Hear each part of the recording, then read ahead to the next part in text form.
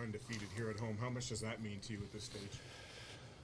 Well, I mean, wins. We want wins. So whether they're at home or on the road, we want wins. You want to do a good job, obviously, in your home building. There's certain advantages you have, but you also got to be able to win on the road.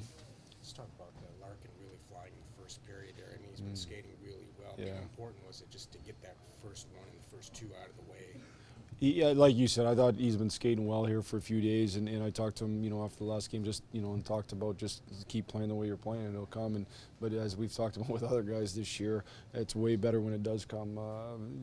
Scorers feel better about themselves when they score, and so he's been playing good hockey. I was real happy to see those two going for him. Coach, you complimented Athens CU after the last game, and then big night tonight.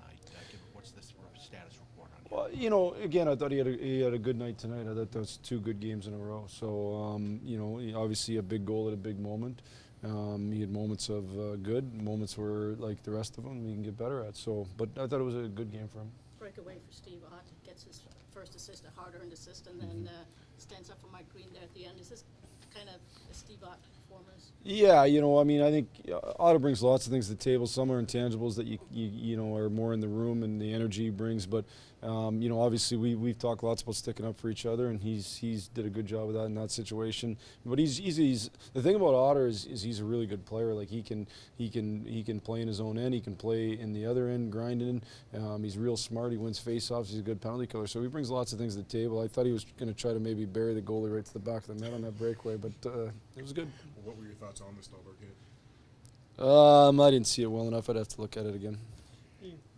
Is this a good problem for a coach to have once you get Abdelkader healthy? You've got more forwards going than you got room for. Yeah, I think it's a good problem. You want to have depth in the league. It might be a problem short term because you'll end up sitting a good player out. But I think long term, we all know how the injuries go, and you're going to need depth in the league 100%. So that's one thing I think that's been a strength of this organization for a while is the depth of the players that we've had available to us, and it's going to have to be again this year. Is this a good example of finding a way to get that extra goal that maybe was missing last season? Yeah, I said that to the coaching staff after the game. That's the biggest difference is, we scored the fourth goal this year. So now you got a 2-goal cushion, and if something goes the wrong way, you're still fine.